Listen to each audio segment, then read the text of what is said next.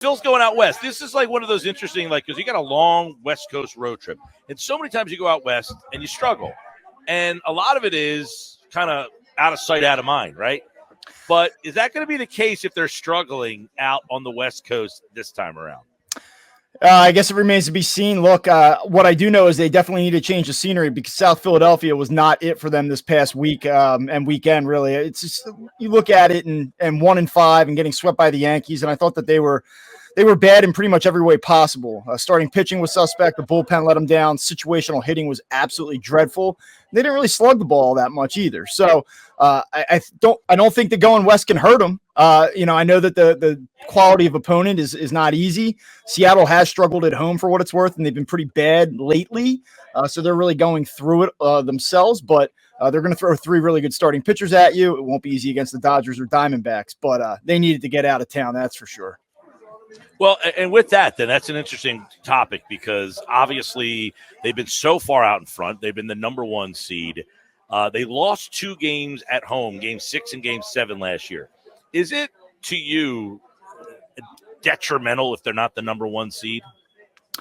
I don't think so, but if you go below the 2 seed, then I think it gets a little bit dicey. I mean, to be that dominant all season and then fall apart the final 2 months or 9-10 weeks of the season would be immensely disappointing. So recent history suggests that you don't need to be the 1 seed. You don't even need to be the 2 seed, but I think something for this team, it was like they graduated this year, that they were better than this team that sort of didn't really command the regular season and work their way into the playoffs and then went on a little bit of a run.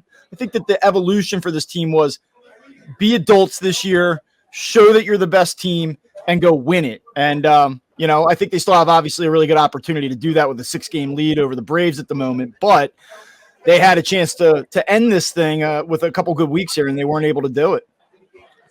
Bob, Mike McGarry was on last hour. He wrote a column saying basically it's not time to hit the panic button yet. For you, when is the time that the red flags start to go up a little higher? I think that they need to have a competitive road trip here. You consider where they're going and who they're playing. And when I say a competitive road trip, I think 5-5 is reasonable, but everyone talks about how they have these clutch guys, these good clubhouse guys that they can handle adversity. You look at the bullpen and it's been reconfigured and stronger now, and they still most nights have a starting pitching advantage. Okay, so they've had 2 bad weeks here, 2.5 bad weeks. But you can't let that become 4 bad weeks. So I think that you're in a spot now where it's time to go out and play better baseball. And I think that's the biggest thing. It's not necessarily wins and losses. I mean, it's results oriented. But I think the biggest problem is that you just don't feel like they're playing good baseball. They're not playing well defensively. Starting pitching's taking a step back. They've blown 4 3-run leads in the second half already in 12 games. I mean, just things that you're not accustomed to seeing with this team. It's all been going wrong. So they really need to clean things up and start playing a better brand. We focus on this offense for the first 3 months of the season. If the Phillies scored 4 runs, they were probably going to win the game. If they scored 5 or 6, they were absolutely winning the game. And you look at what happened this week with the Yankee series: 4 on Monday night, 6 on Tuesday night, 5 on Wednesday, 0-3. I mean, it's been the whole team all together, all at once. It's all going wrong. And this offense is not immune to these slumps, but the pitching had previously bailed it out. And right now, they need a little bit more from everyone. Well, and your point is great there, Bob. And we've been talking a lot about this.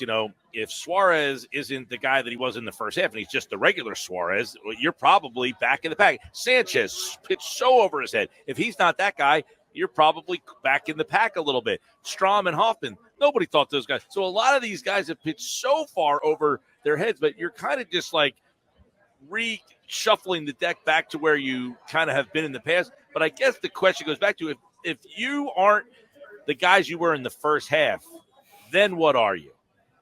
Still think that's you're not who they truly are. You know what I'm saying? If that's not who you truly are, and I don't know that Suarez and Sanchez and Strom and Hoffman are the people they were in the first half, and if that's the case, are you closer to the Arizonas, the San Diegos, the St. Louises, or are you above those teams? I still think you're above those teams if Zach Wheeler is Zach Wheeler and Aaron Nola is Aaron Nola. If those two guys, if you're an opponent of the Phillies and you're looking around the National League playoff field and you get into a short series, you get into the divisional round, and you see, hey, I got to go through these two guys, that's going to be a problem. So for that reason alone, would still put the Phillies ahead of some of the competition. But sure, I mean, if 5 or 6 guys all regress together at the same time, they're not going to be anywhere near what they were in the first half. Like if you shake this all out now, having watched what you have, and I know this team, and you look at it, I'd say like this is a 93-ish win, 95-ish win team. It probably isn't.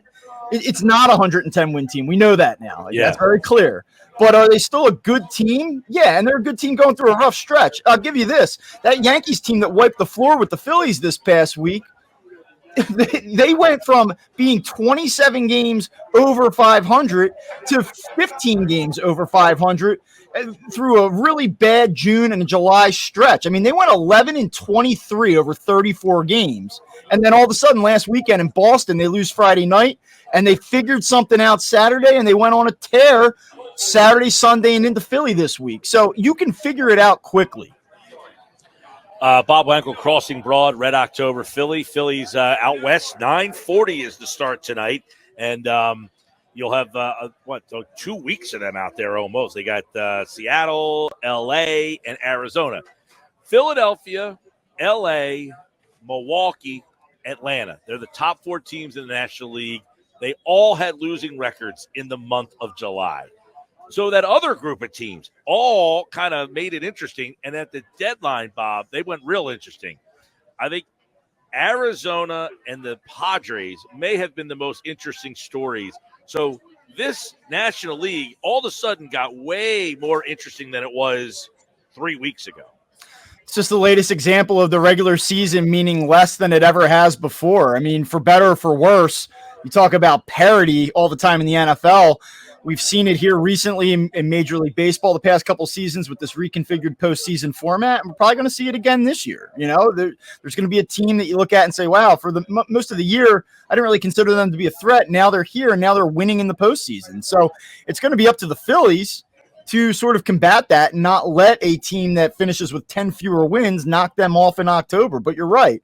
It has gotten interesting. Arizona has kind of come back from being really like a fledgling, mediocre team for the most of the season. They're kind of hot right now. I like what the Padres are doing. They're playing decent baseball. Dylan Cease is, he's been outstanding. So they're a threat. I mean, there's no just showing up and blitzing your way to a World Series here.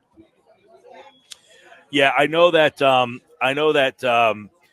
You have a situation where I was talking about this at the trade deadline. Those two teams went out, San Diego and Arizona, added left-handers in their bullpen, right? Which they all say, hey, Philadelphia, that's what you are. This is what I'm going to come at you. Josh Bell cracks me up. He kills you every time you seem to face him. Now you're going to have to go through that whole situation. So I definitely look at that National League a lot differently here than you did, 3 weeks ago. And look, you've talked about this a lot. It's up and down to the 162, but how much of it is, hey, look, the reason you're struggling is the same old reason you're struggling. And that, in the big picture, worries you the most. Yeah, I'm not going to sit here and write off everything that's gone wrong and just say that's part of baseball and that's the ebbs and flows of the sport. I think everybody needs to understand that it's not the NFL. It's not one bad game. Like 1 week is not, necessarily the equivalent to 1 or 2 games in the NFL. Like things happen. Teams struggle for 2-3 weeks at a time, even the really good ones. Go back to 22. Phillies were terrible that September, got into the postseason, made a run. It happens all the time. Look at every single team in the sport. They've all struggled for extended and prolonged periods of time this season. That being said, there's nothing worse than someone like me getting on air here and tell you that you're nuts if you are afraid about what might happen in October or that this team could collapse. They absolutely could. That's very much in play. Because in 22, there was definitely a moment, right, Mike, where you watched the Phillies in the 22 postseason and said, this team's going to win the World Series. And then they didn't. And in 23, probably when they rebounded in Game 5, took the 3-2 lead back home against the Diamondbacks in the LCS, you said to yourself, they might not do it in 6, but they're going to go to and win the World Series. And they didn't do it. So I can't sit here and tell you have nothing to worry about. They've been atrocious the last 15 games or so. You know what's crazy? Well, you know what's crazy? They are in their last 14 games. I'm sorry, their last 15 games are 4-11. You know, they're 3-0 when Kyler Phillips starts and 1-11 when any other pitcher starts. Yeah, he's the stopper tonight. He's pitching tonight, Tyler Phillips. Which, by the way, it'll be interesting dynamic here, too, because the last time out he pitched a complete game shutout. Well, the next start after that generally doesn't go all that well for a lot of these guys. But, you know, I want to get your quick thoughts on this. The wide lens big picture with this group of guys, how many more legitimate cracks of the apple do you have with them, right? With the Harper, Turner, Schwarber, Real Muto, before they start to trend backwards? I think that's a great question. And I think that the answer with this group, this whole group, that the one that you're with in real time as we talk, maybe one more beyond this year. But that's also part of the reason that you don't trade Andy Painter. That's part of the reason you don't trade Justin Crawford or Aiden Miller. And it's the reason you try to bulk up your farm system to prevent this falling off a cliff. Like, hey, JT Realmuto's contract's up, or Trey Turner or Bryce Harper takes a step back, or, you know, Kyle Schwarber is a 30 home run guy, not a 44 home run guy. Okay, then that can't mean the end of the line here. So long as you're employing guys like Zach Wheeler and Aaron Nola and Trey Turner and Bryce Harper, you have to find a way to bring in new reinforcements so that you're not asking that question. And I say, well, they got 24 and they might have 25, and then God bless, because they're in trouble after that. Hopefully for them, they've taken enough measures so that's not the case. Well, Bob, you know, one of the things is, you know, you start to think about the team from 8, 9, 10, 11, and they held on to a lot of those guys, and it got bad because you held on to them, and you hate to see that, but at least two of these guys are here for the long haul, right? Turner and Harper. Wheeler, Nola, they just got deals, so they're going to be pitching at years that you're going to be wondering. And then after the Schwarber, Castellanos, Real Muto, that triangle is kind of in a spot. It's going to be pretty interesting. So that's why I think this is such an important year for this organization. I think it's realistic to say that this represents their best shot to win a title. The way it lines up, despite the recent struggles, they're still exceedingly well positioned to win a championship. And if it's going to be this group of guys, it's probably incumbent upon them to do it this year and finish the job. Because what would be a shame, I think, for everyone involved is if you get 10, 15, 20 years out from now and you bring this team back, pennant winners or NL East 24 winners, and you say, I really liked all those guys. I fell in love with all the characters, but they didn't win a championship. They're flirting with that. They're flirting with that possibility of, I really love those guys, but man, they didn't win it. Are they going to be the next, Buddy Ryan's Eagles or the next 2001 Sixers, where you have a lot of good memories, but it didn't result in anything? Or the 93 Phillies with all these platoons. Yeah, with all the platoons, yeah. Inky and Milton, Izzy, and all that. Bob Wankel, don't forget the Phillies tonight, 9:40 all weekend. They're out in Seattle. Then they'll go to L.A. Then they go to Arizona. We'll see what this weekend looks like. We'll recap it all on Monday as the Phillies hitting the little skids right. I'll tell you what, the National League right now, it's Padres, Diamondbacks are the 2 and 3 wild card teams, and the Braves are the 1. But that thing could be flipping and flopping all over the place.